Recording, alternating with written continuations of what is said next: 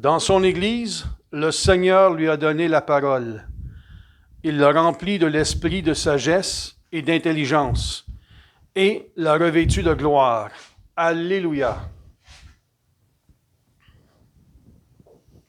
Au nom du Père et du Fils et du Saint-Esprit, Amen. la grâce de Jésus-Christ notre Seigneur, l'amour de Dieu le Père et la communion de l'Esprit Saint soient toujours avec vous. Et avec votre esprit. Mine de rien, nous avons inauguré la 4e semaine de Pâques. Et au-devant de nous, le jour semble défiler. Le Seigneur ressuscité demeure au cœur de nos vies, au cœur de nos célébrations. Nous avons commencé ce mois, le mois de mai, qui est le mois de Marie. Et d'une manière spéciale, on va demander tout au long de ce mois que Marie, la Mère de Dieu, qu'elle nous accompagne, qu'elle nous attire et nous guide toujours vers son Fils bien-aimé. Mais aujourd'hui, 2 mai, c'est la fête de Saint Athanase, un grand théologien qui en fait a défendu la divinité du Christ. Nous sommes au IVe siècle. Alors, on va louer le Seigneur pour ce grand apôtre et que ce grand apôtre, par son intercession, nous invite, nous aide et nous ouvre la voie de grandir dans la connaissance du Christ qui est au cœur de nos vies, qui est en fait celui qui nous sauve aujourd'hui. C'est sûr que dans nos cœurs, nous portons différentes intentions. Nous allons les présenter au Seigneur durant toute cette célébration. Et puis nous pensons à Natacha qui fête son anniversaire. Nous pensons aux personnes qui nous ont demandé de prier pour elles, pour les membres de leur famille, pour les personnes qui sont malades. Tout cela nous mettons ensemble et nous croyons que le Seigneur, le Dieu vivant, va leur apporter des grâces et des bénédictions en abondance. Commençons par reconnaître nos manquements, par reconnaître que nous ne méritons pas toujours les grâces et bénédictions que nous ne cessons de recevoir du Seigneur. Je confesse à Dieu Tout-Puissant, je reconnais devant vous, frères et sœurs, que j'ai péché en pensée, en parole, par action et par omission. Oui, j'ai vraiment péché. C'est pourquoi je supplie la bienheureuse Vierge Marie, les anges et tous les saints, et vous aussi, frères et sœurs, de prier pour moi le Seigneur notre Dieu. Que Dieu Tout-Puissant nous fasse miséricorde, qu'il nous pardonne nos péchés et nous conduise à la vie éternelle. Amen. Seigneur, prends pitié. Seigneur, prends pitié. Ô Christ, prends pitié. Ô Christ, prends pitié. Seigneur, prends pitié. Seigneur, prends pitié. Prions le Seigneur.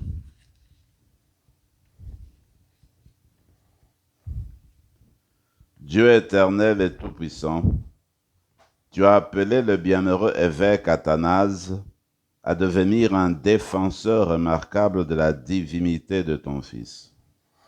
Alors que nous nous réjouissons de son enseignement et de sa protection, accorde-nous, dans ta bienveillance, de te connaître toujours mieux et de t'aimer davantage.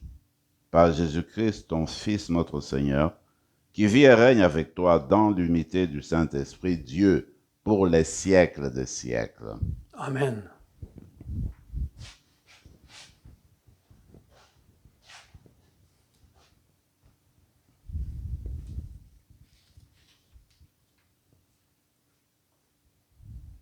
Du livre des Actes des Apôtres.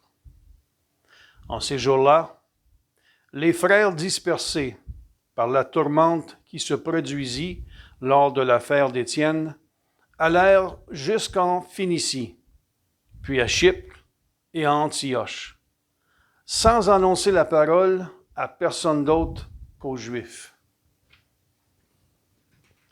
Parmi eux, il y en avait qui étaient originaires de Chypre et de Cyrène, et qui, en arrivant à Antioche, s'adressaient aussi aux gens de langue grecque, pour leur annoncer la bonne nouvelle, c'est-à-dire que Jésus est le Seigneur.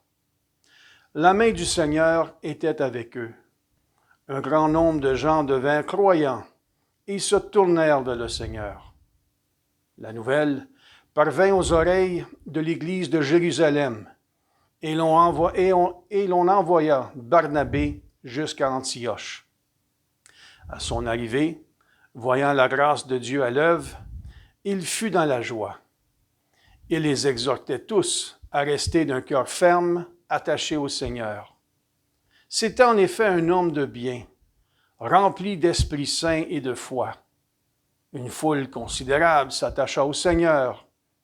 Barnabé partit alors à Tarse, chercher Saul.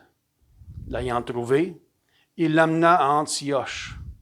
Pendant toute une année, ils participèrent aux assemblées de l'Église et instruisirent une foule considérable. Et c'est à Antioche que pour la première fois, les disciples reçurent le nom de chrétiens. Parole du Seigneur. Nous rendons grâce à Dieu. Louez le Seigneur, tous les peuples. Louez le Seigneur, tous les peuples. Elle est fondée sur les montagnes saintes. Le Seigneur aime les portes de Sion, plus que toutes les demeures de Jacob. Pour ta gloire, on parle de toi, ville de Dieu. Louez le Seigneur, tous les peuples. Je cite l'Égypte et Babylone, entre celles qui me connaissent. Voyez Tyr, la Philistie, l'Éthiopie. Chacune est née là-bas. Mais on appelle Sion ma mère, car en elle, tout homme est né. C'est lui le Très-Haut qui la maintient. Louez le Seigneur, tous les peuples. Au registre des peuples, le Seigneur écrit, « Chacun est né là-bas. Tous ensemble, ils dansent et ils chantent. En toi, toutes nos sources. » Louez le Seigneur, tous les peuples. Alléluia, Alléluia. Mes brebis écoutent ma voix, dit le Seigneur. Moi je les connais et elles me suivent. Alléluia.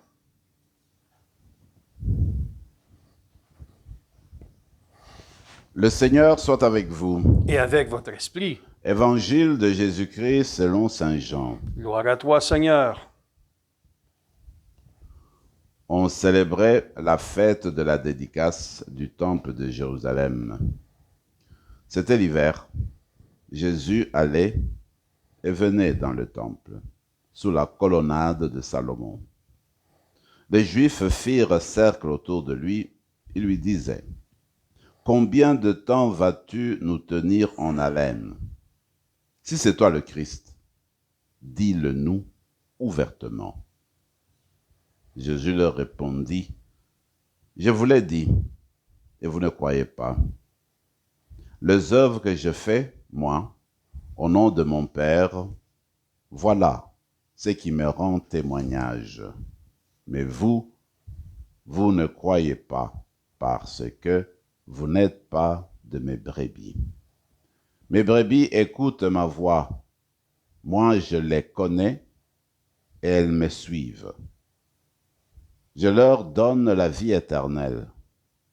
Jamais elles ne périront, et personne ne les arrachera de ma main. Mon Père, qui me les a donnés, est plus grand que tout, et personne ne peut les arracher de la main du Père. Le Père et moi, nous sommes un. Acclamons la parole de Dieu. Louange à toi, Seigneur Jésus.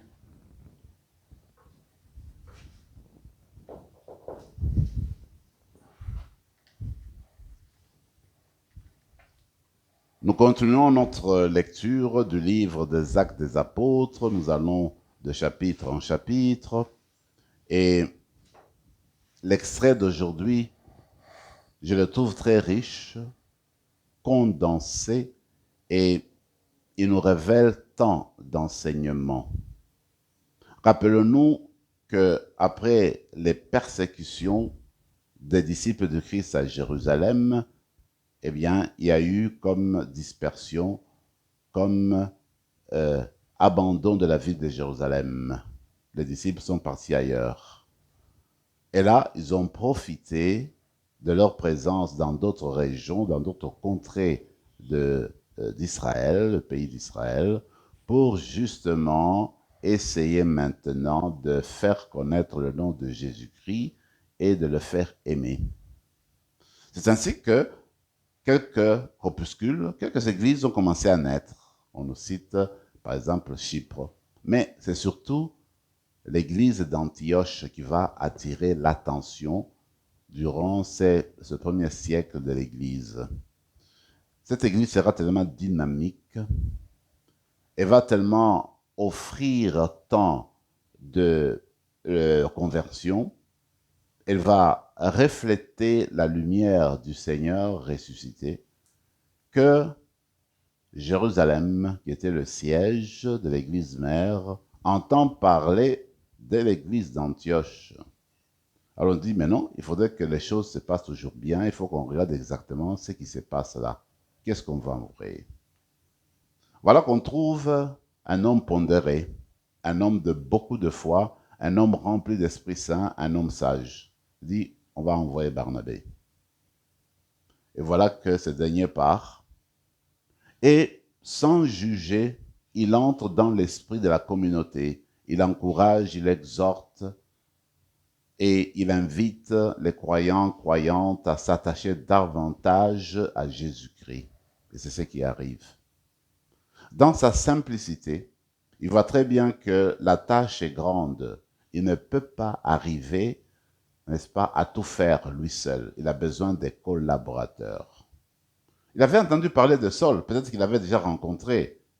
Regardez, Saul a eu un départ difficile dans notre Église, avec raison, parce que les chrétiens se disaient, mais lui, il persécutait l'Église de Dieu. Voilà maintenant qu'il est devenu croyant comme nous, il commence à prêcher. Est-ce que c'est vraiment vrai? Ce n'est pas tout le monde qui lui ouvrait le cœur. Il a dû cheminer, n'est-ce pas, notre ami Saul. Voilà que Barnabé, celui qui a le discernement, un homme de bien, comme le dit le texte, va aller prendre Saul, qui était encore à Tarse. Il dit, écoute, viens travailler avec moi. Viens à mes côtés. Il y a beaucoup d'œuvres à faire à Antioche. Allons travailler ensemble. Voilà, Saul, Paul acceptent de le faire. Moi, je me dis, si on regarde comment les choses se sont déroulées, on peut dire que Barnabé a été comme le menteur, a été comme le guide, le directeur spirituel de Paul. Barnabé a été celui qui a initié Paul, en fait, dans la pastorale, dans le ministère apostolique. Parce que avec Paul, Barnabé va rester à Antioche durant toute une année pour former, travailler, enseigner les habitants et habitantes d'Antioche. Alors moi, je trouve là un bel exemple de collaboration dans l'Église. Je trouve là un bel exemple chez Barnabé de simplicité, d'accueil et pas de suffisance, d'un homme simple qui sait donner la place aux autres et qui sait voir le bien qui se passe chez les autres et qui sait encourager les autres à avancer, à prendre leur envol. Voilà la première chose.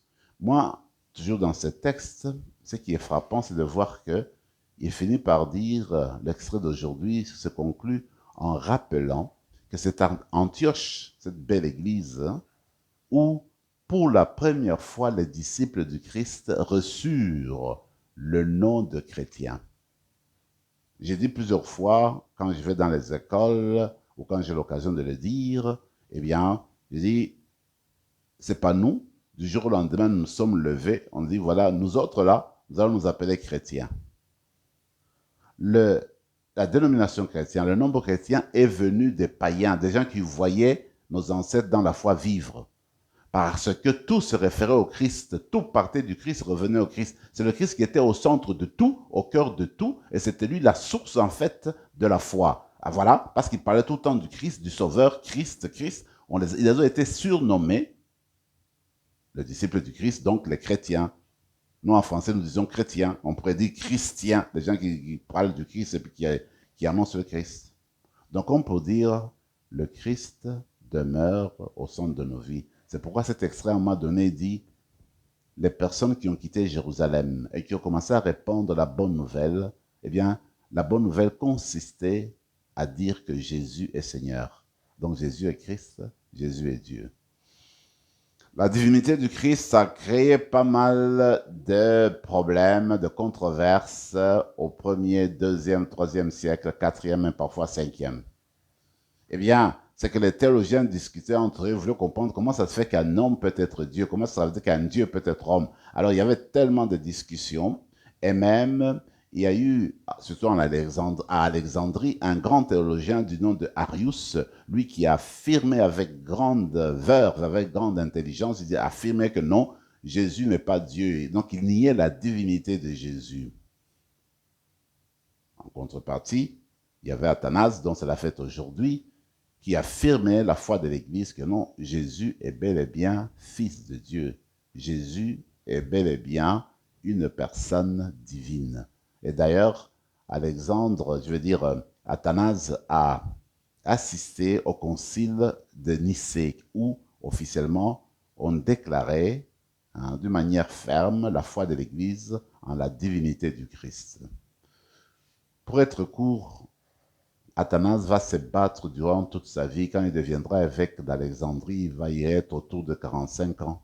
Et sa lutte sera toujours pour défendre la foi catholique, que Jésus est le Fils de Dieu, qu'il faut se référer à Jésus et que c'est lui en fait qui donne le ton de notre vie, c'est lui qui nous montre le chemin qui va vers le Père. C'est ainsi que, quand je reviens sur les Actes des Apôtres, la bonne nouvelle consistait à dire que Jésus c'est le Seigneur. Jésus c'est le Christ, c'est Dieu, c'est ça. Jésus c'est le Seigneur. Quand on dit dans la Bible, on étudie le thème Seigneur, on veut dire Dieu. Alors en fait, c'est que pour dire que notre foi, notre spécificité, la spécificité de notre foi, nous les chrétiens, c'est la divinité du Christ, c'est la foi en la divinité du Christ. Si tu ôtes la divinité du Christ, eh bien on n'est plus des chrétiens, voyez-vous.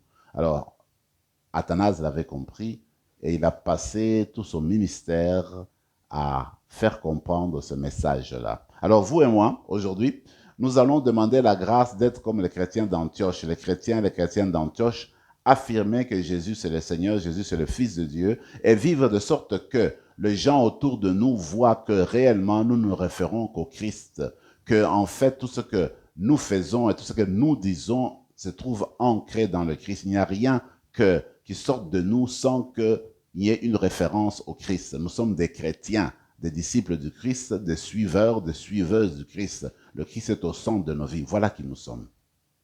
Et Jésus, dans l'évangile d'aujourd'hui, nous le rappelle. Mon Père et moi, nous sommes un. Mes brebis me connaissent. Quand on découvre Jésus, on ne l'abandonne jamais. On le suit et on entend sa voix. On le suit et on fait comme lui.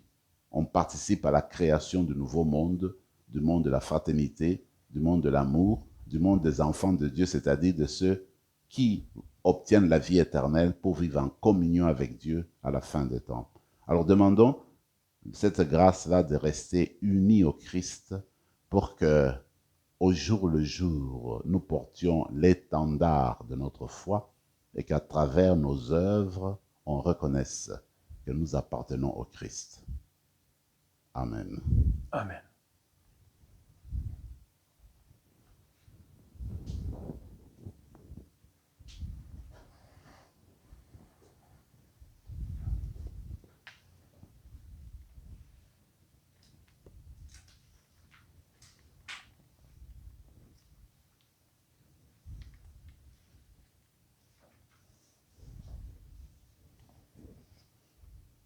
Tu es béni, Seigneur, Dieu de l'univers, toi qui nous donnes ce pain, fruit de la terre et du travail des hommes et des femmes. Nous te le présentons, il deviendra le pain de la vie. Béni soit Dieu, maintenant et toujours.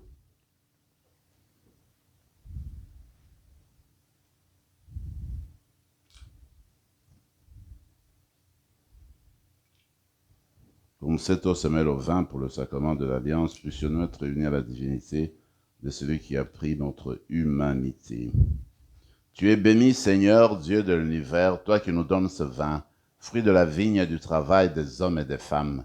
Nous te le présentons, il deviendra le vin du royaume éternel. Béni soit Dieu, maintenant et toujours. Humbles et pauvres, nous te supplions, Seigneur, accueille-nous. Que notre sacrifice en ce jour trouve grâce devant toi. Lave-nous de nos fautes, Seigneur, purifie-nous de nos péchés. Prions ensemble, mes frères et mes sœurs, au moment d'offrir le sacrifice de toute l'Église. Pour la gloire de Dieu et le salut du monde. Regarde, Seigneur, les offrandes que nous te présentons en faisant mémoire du bienheureux Athanase. Que la confession de ta vérité conduise au salut, ceux et celles qui gardent la foi pure, qui fut la sienne, par le Christ notre Seigneur. Amen. Le Seigneur soit avec vous. Et avec votre esprit, Élevons notre cœur. nous le tournons vers le Seigneur. Rendons grâce au Seigneur notre Dieu. Cela est juste et bon. Vraiment, il est juste et bon, pour ta gloire et notre salut, de te louer, Seigneur, en tout temps, mais plus encore de te glorifier en ce jour où le Christ notre Pâque a été immolé. Le monde ancien est détruit, la création déchue est renouvelée, et dans le Christ nous est rendue la vie en plénitude. C'est pourquoi la joie pascale rayonne par tout l'univers, la terre entière exulte, les puissances d'en haut et les anges du ciel chantent sans fin l'hymne de ta gloire. Saint, Saint, Saint, le Seigneur, Dieu de l'univers, le ciel et la terre sont remplis de ta gloire. Hosanna au plus haut des cieux. Béni soit celui qui vient au nom du Seigneur. Hosanna au plus haut des cieux. Tu es vraiment saint, Dieu de l'univers, et il est juste que toute la création proclame ta louange. Car c'est toi qui donnes la vie. C'est toi qui sanctifies toutes choses par ton Fils Jésus-Christ notre Seigneur, avec la puissance de l'Esprit Saint. Et tu ne cesses de rassembler ton peuple, afin que du levant au couchant du soleil, une offrande pure soit présentée à ton nom. C'est pourquoi nous te supplions, Seigneur, de consacrer toi-même les offrandes que nous apportons. Sanctifie-les par ton Esprit pour qu'elles deviennent le corps et le sang de ton Fils Jésus-Christ notre Seigneur, qui nous a dit de célébrer ce mystère. La nuit même, où il fut livré, il prit le pain. En te rendant grâce, il dit la bénédiction, il rompit le pain et le donna à ses disciples en disant, « Prenez et mangez-en tous, ceci est mon corps livré pour vous. »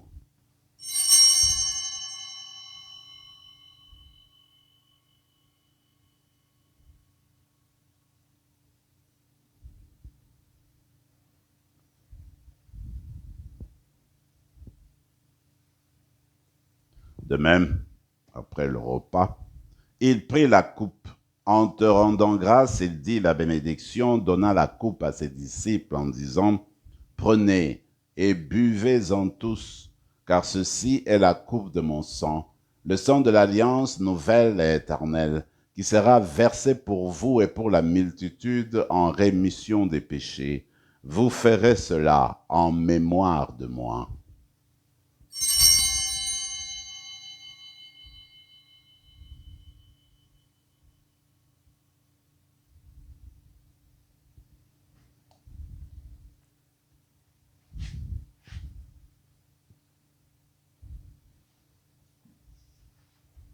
Proclamons le mystère de la foi.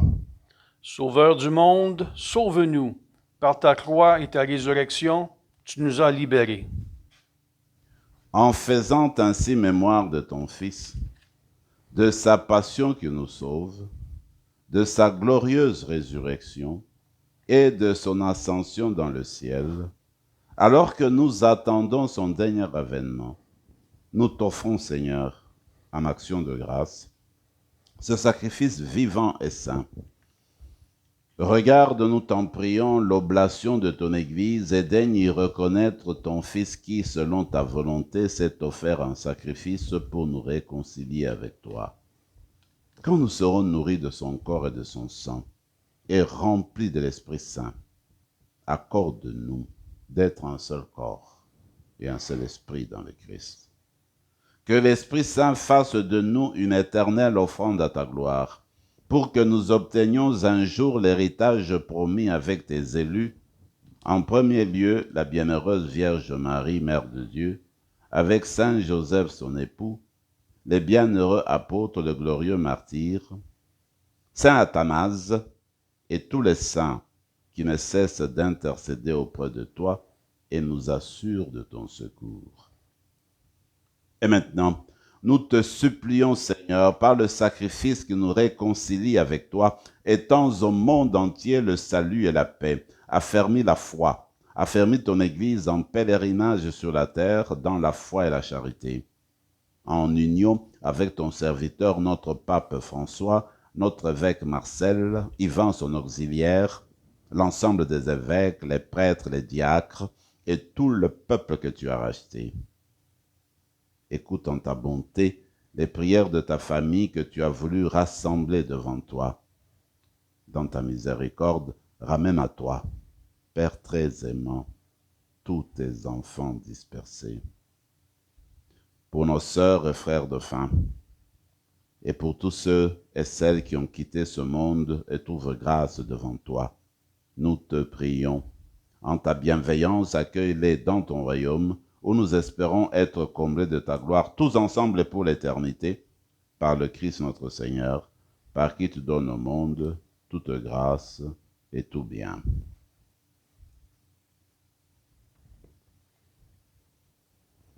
Par lui, avec lui et en lui, à toi, Dieu le Père Tout-Puissant, dans l'unité du Saint-Esprit, tout honneur et toute gloire pour les siècles des siècles. Amen.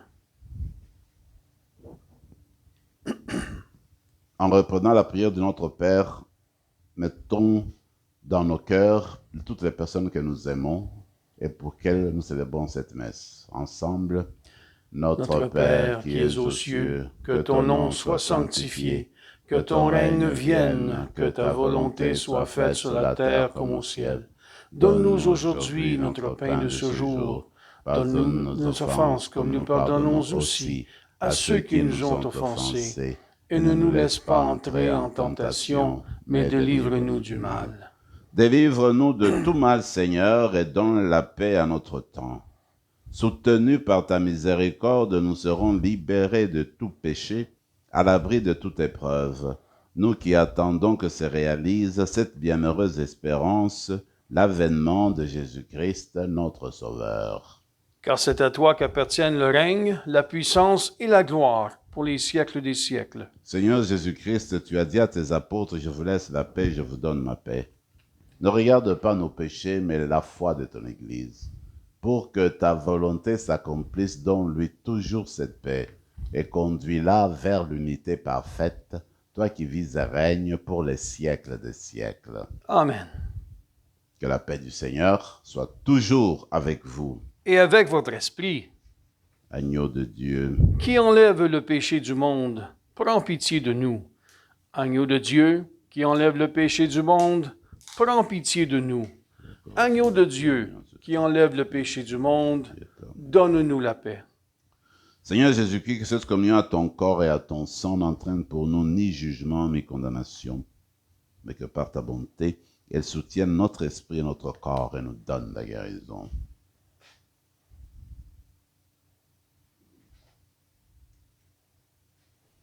Voici le ressuscité, c'est le Fils de Dieu, l'agneau de Dieu, celui qui enlève les péchés du monde. Heureux les invités au repas des noces de l'agneau. Seigneur, je ne suis pas digne de te recevoir, mais dis seulement une parole et je serai guéri. Que le corps et le sang du Christ nous gardent pour la vie éternelle. Amen.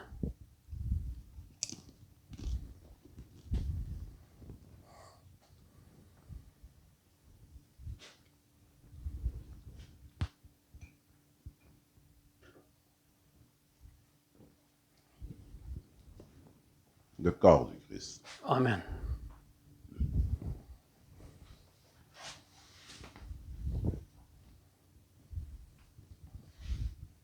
Prenons quelques moments de silence, de prière dans nos cœurs. La pierre de fondation. Personne ne peut en poser d'autre que celle qui s'y trouve. Jésus-Christ. Alléluia. Prions encore le Seigneur. Nous t'en prions, Dieu Tout-Puissant, puisqu'avec le bienheureux Athanase, nous confessons fermement la divinité de ton Fils unique, lui qui est vraiment Dieu, qui nous procure dans ce sacrement vie et force pour toujours, lui qui vit et règne pour les siècles des siècles. Amen. Le Seigneur soit avec vous, Et avec votre esprit. et que Dieu Tout-Puissant vous bénisse, le Père, le Fils et le Saint-Esprit. Amen. Allez dans la paix du Christ. Nous rendons grâce à Dieu.